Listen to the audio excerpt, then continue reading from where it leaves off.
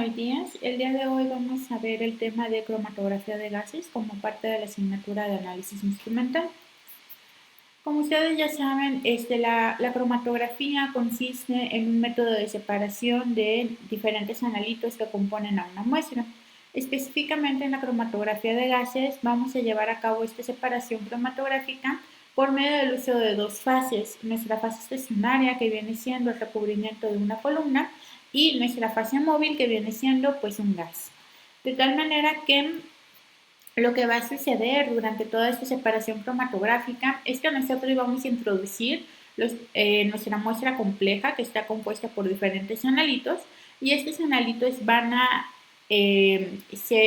recorrer a través de la columna cromatográfica siendo empujados por la fase móvil, de tal manera que la fase móvil también se le conoce como un gas de arrastre porque cumple con esta función. Conforme los analitos van pasando a través de la fase estacionaria, pues van interactuando con ella. Gracias a la interacción, utilizando diferentes propiedades físico-químicas dependiendo del tipo de fase estacionaria, se van a ir separando uno a uno los componentes, de tal manera que una vez que se termine el arrastre de estos analitos a través de la columna cromatográfica, pues ya tendríamos separados cada uno de estos analitos de acuerdo a sus propiedades físico-químicas intrínsecas y por lo tanto estarían llegando a un sistema de detección de manera ya separada. Básicamente en esto consiste un sistema cromatográfico. Todos los sistemas de cromatografía de gases, sin importar la marca, el modelo o el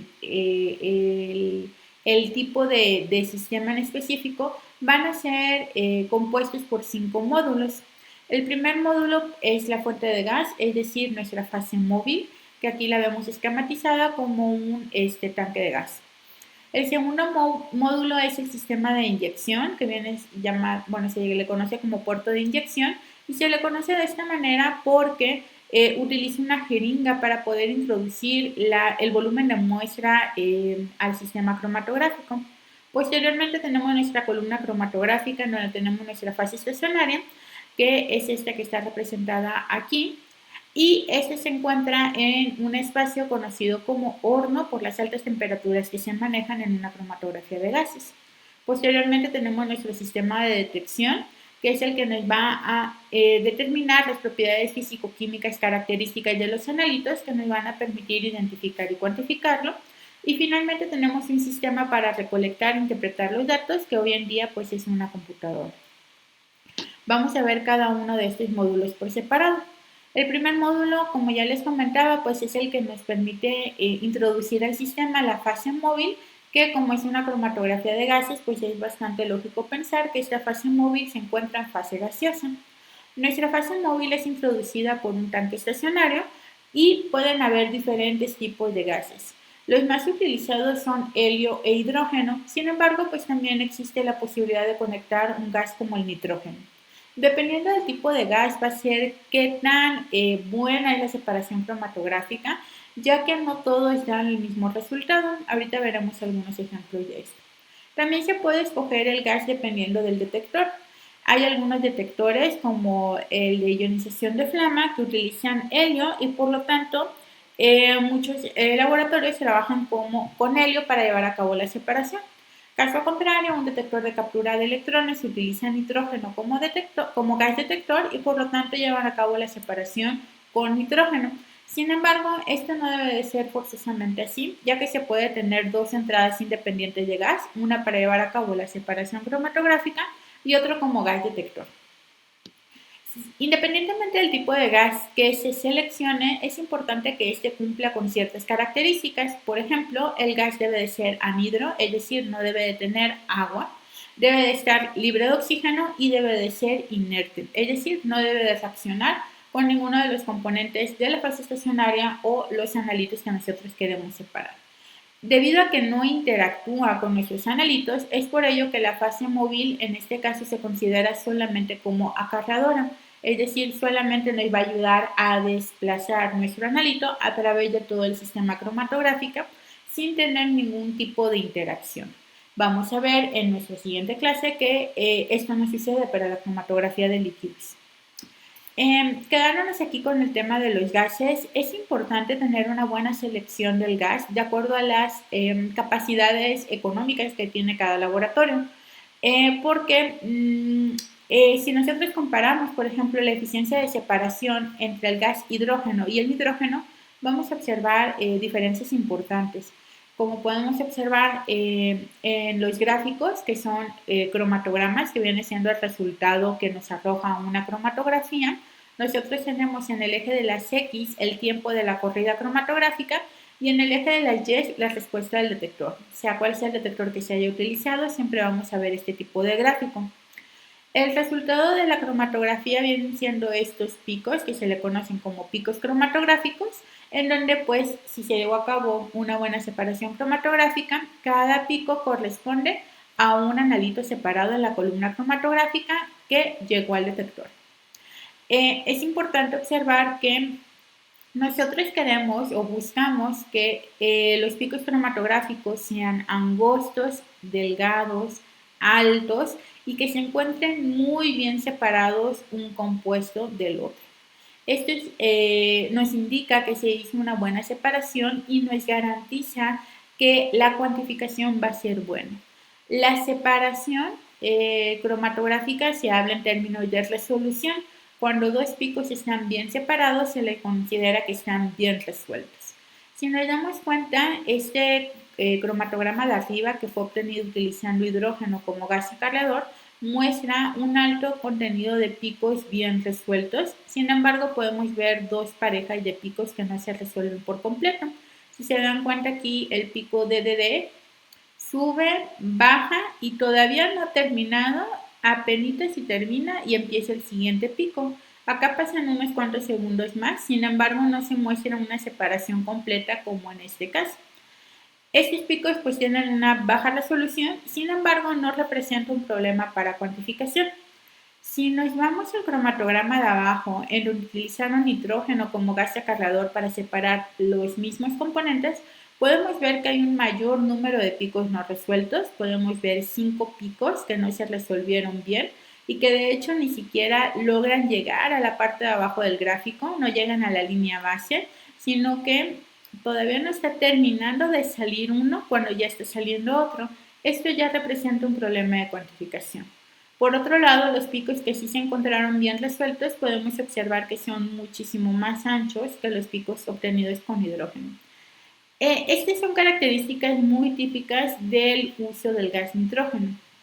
Este gas no es un gas que nos permita obtener la mejor separación cromatográfica. Sin embargo, pueden encontrar ustedes en literatura, en diferentes artículos científicos, en notas de aplicación, que hay muchos autores que trabajan con nitrógeno para llevar a cabo la separación cromatográfica. Y esto se debe a dos razones. Por un lado, es muy utilizado como gas de separación cuando es el gas que corresponde a la detección. Por ejemplo, les comentaba captura de electrones que utilizan nitrógeno para detectar, pues por practicidad conectan nitrógeno también para separar. Sin embargo, pues bueno, esto no es lo más recomendable. Aquí lo ideal sería que se separara con hidrógeno o helio y que se detectara con nitrógeno para poder garantizar tener una buena separación y por lo tanto una buena cuantificación. La otra razón por la que se utiliza nitrógeno como gas de separación es por su bajo costo a comparación con los otros gases. Por eso mencionaba que la selección de gases pues muchas veces depende de la parte económica. El hidrógeno es un gas muchísimo más costoso que el nitrógeno, aparte de que ocupa permisos especiales para poder ser manejados en laboratorios de investigación. En intermedio a estos dos, tanto en rendimiento como en costo-beneficio, pues se encuentra el helio. El gas helio es más fácil de utilizar en un laboratorio, no requiere ningún tipo de instalación especial ni precauciones adicionales. Y bueno, sí es un poco más caro que el nitrógeno, pero te da un resultado casi igual que el hidrógeno. Si ustedes lo quisieran ver como que en orden de quién te da el mejor resultado, pues vamos a tener el hidrógeno como el mejor, seguido del helio y muy por debajo pues el nitrógeno.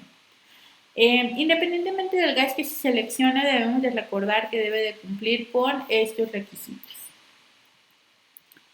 Bueno, por otro lado tenemos el módulo del inyector. El inyector, como ya lo habíamos comentado, pues tiene la función de introducir la muestra en nuestro sistema cromatográfico y este se encuentra compuesto por una jeringa. Esta jeringa suele tener un volumen de inyección que va de 1 a 10 microlitros. Ese es el rango más común de las jeringas disponibles comercialmente. Sin embargo, pues sí existen jeringas más grandes de hasta 20 microlitros. Existen diferentes métodos para llevar a cabo la inyección de la muestra y dependiendo de la marca comercial del equipo es cómo se le denomina. Yo aquí les pongo un ejemplo que es el de la marca Agilent, que es uno de los equipos que ustedes van a tener disponible para las prácticas, en donde se manejan los métodos llamados split y splitless. Vamos a escoger el método dependiendo de qué tan concentrada viene nuestra muestra o qué tanto ruido de fondo trae la matriz o el disolvente en la cual fue preparada. Si nosotros tenemos una muestra muy concentrada, puede ser que incluso el volumen más bajo, que es 1 microlitro, sea demasiado para nuestra columna y para nuestro detector y supere pues la capacidad de detección. Por lo tanto, pues en esas ocasiones lo que nos conviene es utilizar un método de split en donde se fracciona una parte del volumen inyectado. Es decir, tú dices, bueno, inyecto lo menos que puedo, que es 1 microlitro, pero de ese microlitro divídemelo 1 a 10. Y entonces solamente una décima parte de ese microlitro va a pasar a la columna cromatográfica. Se puede dividir 1 a 10, 1 a 100, 1 a 500, ¿no? Eso es dependiendo de qué tanto quieres tú que entre al sistema o que se descarte. En dado caso de que tú no tengas este problema de exceso de concentración o exceso de interferencia de matriz, la opción sería inyectar en el modo splitless, en donde el 100% del volumen inyectado se va a la columna cromatográfica. Es importante saber que el inyector cumple con dos funciones. No nada más sirve para introducir la muestra, sino que también sirve para llevar a cabo una vaporización instantánea de la muestra. Una vez que la jeringa deposita el contenido de la muestra en nuestro puerto de inyección, nosotros vamos a tener una temperatura de 240 grados en esta cámara de inyección. Esto va a garantizar que nuestra muestra que fue inyectada en fase líquida pues pierda esa característica y se vuelva completamente gaseosa para que de esa manera no entre ningún tipo de líquido a nuestra columna cromatográfica. Es muy importante respetar temperaturas altas de entre 230 y 250 grados Celsius para poder garantizar esta vaporización instantánea y de esa manera tratar de darle la mayor vida útil a nuestra columna cromatográfica. Esto solamente aplica si la muestra fue inyectada en fase líquida. Una muestra en fase gaseosa no puede ser inyectada por el principio que use una jeringa. En ese caso, la muestra es simplemente infusionada o internalizada al sistema utilizando un adaptador.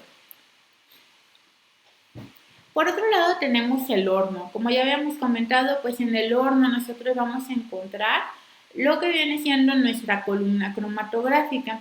Se le llama horno, les comentaba, por las altas temperaturas que se manejan y las temperaturas nos van a ayudar a llevar a cabo la separación a través de las columnas. Tenemos dos opciones, llevar a cabo una programación de temperaturas isotérmica o utilizar un gradiente. Esto lo vamos a decidir dependiendo del tipo de analito que queramos separar y de sus características físico-químicas.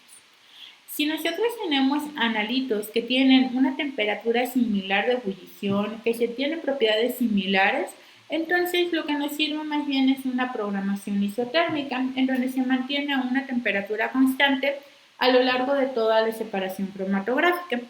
¿Qué temperatura se va a escoger? Bueno, pues la temperatura óptima va a ser alrededor del punto medio del rango de ebullición de nuestra muestra. Es importante que sepan que puede ser que la temperatura óptima no sea la óptima para todos los analitos. Puede ser que esta temperatura seleccionada, no sé, 250 grados Celsius, sea buena para algunos analitos, pero quede abajo o por arriba de la temperatura de algunos otros. ¿Cómo nos vamos a dar cuenta de esto? Muy sencillo, simplemente observando el resultado de la cromatografía. Aquí tenemos otra vez el cromatograma, les recuerdo, eje de las X el tiempo, eje de la Y es la señal o la respuesta del detector. Aquí tenemos un esquema de los picos cromatográficos. Cuando nosotros tenemos una temperatura óptima de separación, vamos a ver los picos, como ya les había comentado, angostos y altos. Si nosotros tenemos una temperatura baja, vamos a ver que los picos empiezan a salir muy anchos. Esto quiere decir que estamos por debajo de la temperatura de separación para estos analitos. Caso contrario, si nuestra temperatura es muy alta, vamos a ver los picos sobrelapados, uno arriba del otro, lo que quiere decir que nos pasamos un poco. Cuando esto sucede, entonces la programación isotérmica no es lo mejor. ¿Por qué? Porque una temperatura fija no es buena para separar todos los analitos de nuestra muestra. En ese caso, lo que nos conviene es trabajar con la programación de temperaturas o gradiente de temperaturas. Esto consiste en ir modificando la temperatura paso a paso a través de la separación cromatográfica, en donde tú dices, bueno, pues voy a empezar a 100 grados Celsius, lo voy a mantener durante 10 minutos para separar estos dos compuestos, luego la voy a subir a 150 grados Celsius y lo mantengo 2 minutos para separar el que sigue, luego subo hasta 300 grados Celsius para separar los últimos tres y ahí me mantengo. ¿Sí? Entonces consiste en ir jugando con las temperaturas poco a poco e irlas subiendo para poderle dar la temperatura óptima a cada uno de los analitos. ¿Cómo se va a escoger este gradiente de temperaturas o esta programación isotérmica? Bueno, pues el primer paso sería consultar métodos ya reportados para los analitos que nosotros queremos separar. Ya existen muchísimas técnicas reportadas, existen muchísimos artículos que buscan optimizar los sistemas cromatográficos para poder separar X analito de X fuente. En dado caso de que no encontremos algo tan específico para nuestro tipo de proyecto, pues entonces lamentablemente pues sí hay un poco de prueba y error en donde ustedes pues deben de buscar cuál sería el punto óptimo de su muestra y ya de ahí correr la primera muestra, analizar el resultado e ir poco a poco variando el gradiente hasta lograr la separación óptima o la mejor separación de todos sus analitos. Es importante que sepan que no siempre se logra llevar a cabo la separación perfecta de todos los analitos. La temperatura no es el único factor, ya vimos que también el tipo de gas influye, pero también va a influir de manera importante la columna cromatográfica que nosotros hayamos seleccionado. La columna cromatográfica está compuesta por varias partes. Vamos a tener en la parte de afuera un soporte y en la parte de adentro nuestra fase estacionaria. El analito va a viajar junto con la fase móvil por la luz, es decir, por la parte interna de nuestra columna y va a interactuar con la fase estacionaria. No va a interactuar con nuestro soporte, ya que este solamente sirve para mantener la fase estacionaria fija. Existen diferentes tipos de columnas para cromatografía de gases. Las dos principales clasificaciones son las columnas empacadas y las columnas capilares.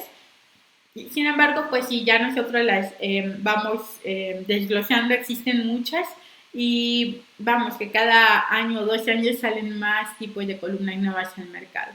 Las más utilizadas hoy en día son, estas de acá, las FSWC, que son columnas capilares recubiertas con sílica fundida. Son las más utilizadas, que son estas que están acá esquematizadas, que tienen este color como cobrizo, que corresponde al recubrimiento de polimida, que es el soporte que manejan, y que se encuentran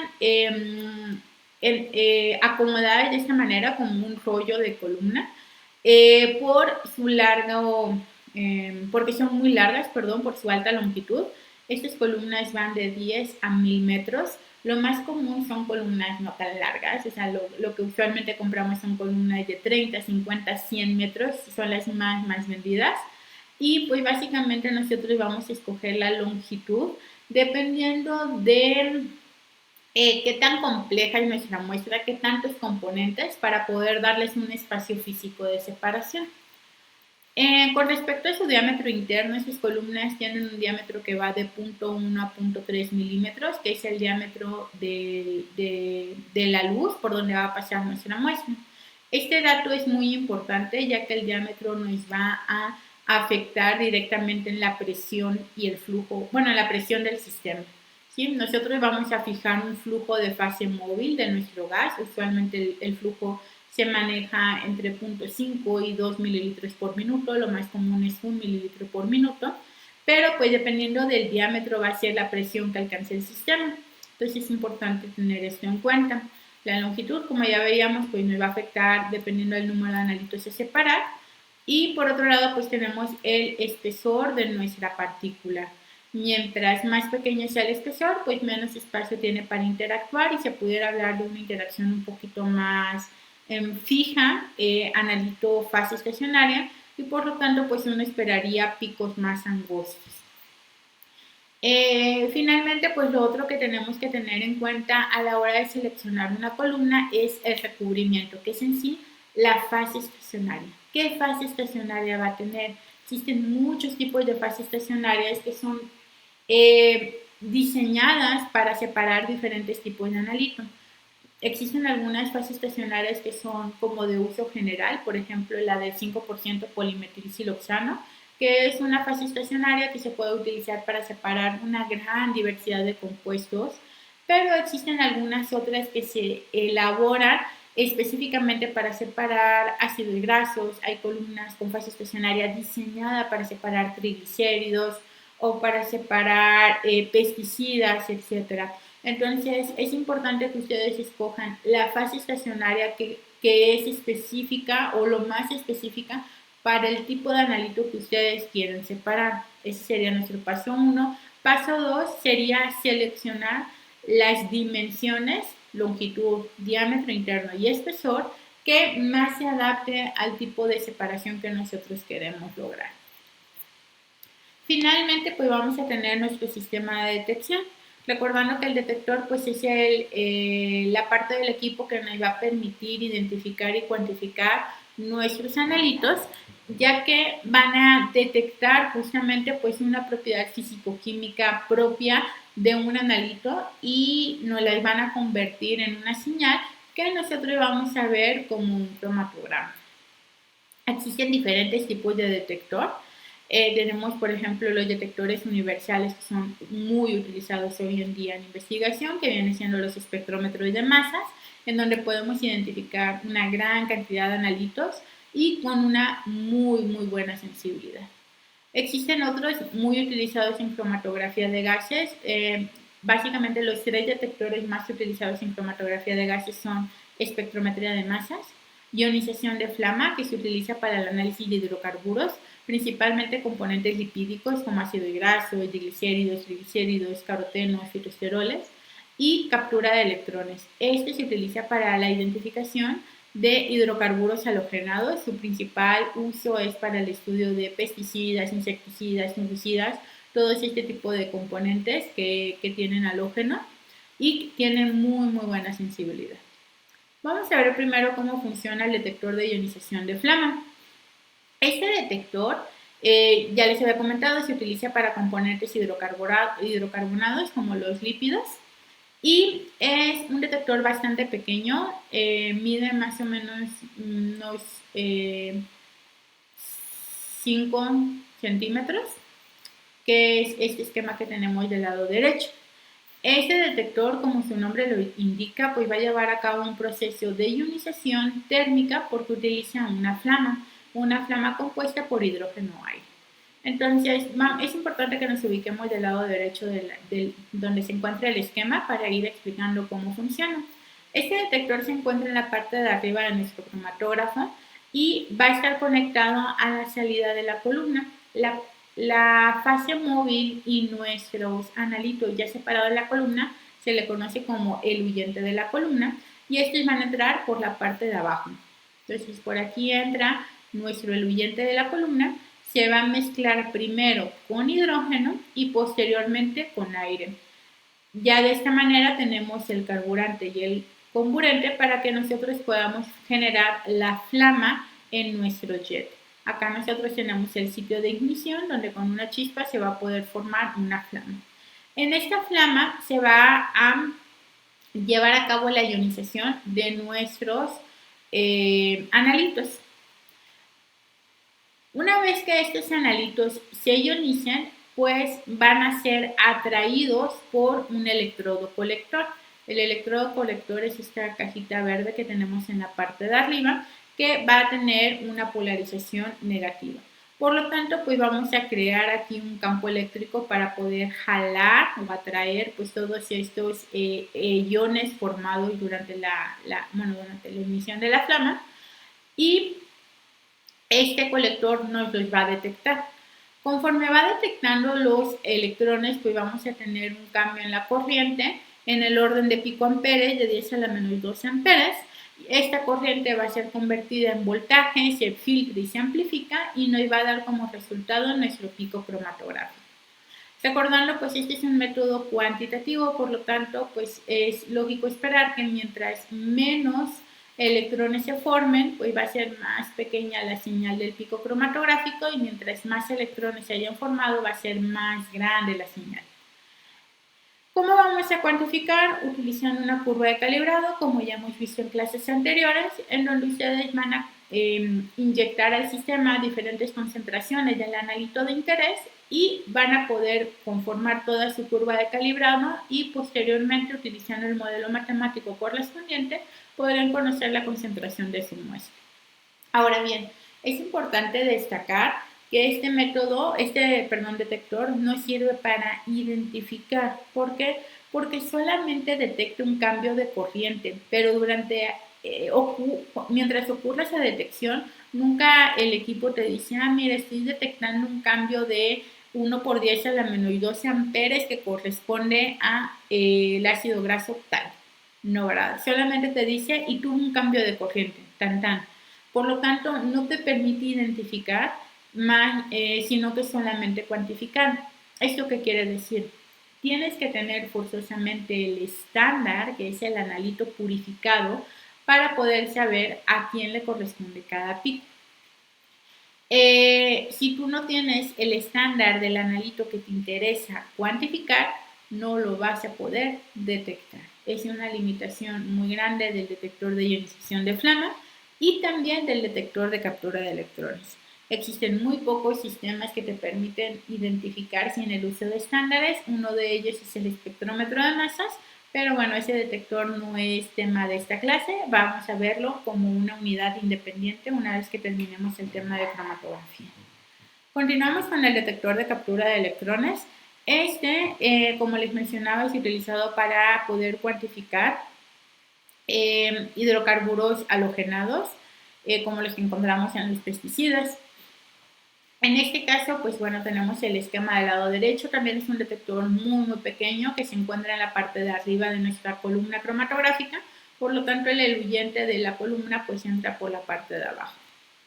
Este detector ocupa un gas de detección que suele ser el nitrógeno, que en inglés se le llama make-up gas, y entra por un lado una vez que ya pasó el eluyente y se mezcla con él. Este detector está conformado por una cámara catódica que la tenemos acá arriba, en donde tenemos nuestro cátodo en la parte central y nuestro ánodo en la parte, ánodo está rodeando la cámara catódica. Este ánodo está recubierto por un radioisótopo que tiene la capacidad de emitir partículas beta, que son electrones de alta energía. Se suelen utilizar dos tipos de superficie. La más común es la de níquel 63, pero también está la opción del tritio. Bueno, vamos a dividir cómo funciona el detector de captura de electrones entre lo que le pasa a la fase móvil y lo que pasa cuando llega un analito. Cuando nosotros introducimos nuestra fase móvil, va a llegar a nuestra cámara catódica. En esta cámara catódica pues estamos generando estos electrones beta, electrones de alta energía, y estos electrones de alta energía van a bombardear o van a chocar con nuestro gas acarreador. Cuando esto ocurre se forma un plasma. Ese plasma está compuesto por tres componentes principales, que son iones positivos, radicales y electrones térmicos. Una vez que nosotros aplicamos un voltaje negativo al cátodo, vamos a poder recolectar los electrones térmicos que se formaron en el plasma. Y esos son los que van a dar la señal a nuestro sistema, bueno, en este caso a nuestra computadora, y nos va a dar nuestra línea base. ¿Okay? Entonces la línea base lo dan los electrones térmicos del plasma que se formó con el gas acarreador. Ahora, ¿qué pasa cuando nosotros tenemos un analito que tiene la capacidad de absorber electrones? ¿Qué analitos hacen esto? Pues, por ejemplo, compuestos que tienen halógenos. No nada más halógenos, también grupos nitro, pero bueno, les comentaba, la principal aplicación es para el análisis de pesticidas y estos pues son componentes halogenados. Entonces, al tener este tipo de componentes, vamos a ver que estos pues tienen la capacidad de absorber electrones, por lo tanto, van a poder absorber o reaccionar con los electrones térmicos que teníamos en el plasma generado por el gas acarreador. A la hora de reaccionar se forman iones negativos pesados. Estos iones negativos pesados son rápidamente neutralizados por los iones positivos que también estaban presentes en el plasma. Y por lo tanto vamos a ver que el cátodo va a sensar una disminución en la corriente eléctrica que va a ser transformada, va a ser amplificada y que nosotros vamos a ver reflejada como un pico cromatográfico. Mientras más disminuye la corriente eléctrica, quiere decir que hubo una mayor presencia de esos analitos y por lo tanto vamos a tener un pico más grande, es decir, pues mayor concentración. Esta es la manera en que funciona este detector y como se lo van a imaginar, pues tampoco nos permite identificar, ya que solamente sensa un cambio en la corriente eléctrica, más no nos dé información que nos ayude a elucidar quién lo ocasionó. Por lo tanto, pues el uso de estándares es obligatorio para poder identificar y cuantificar nuestros analíticos.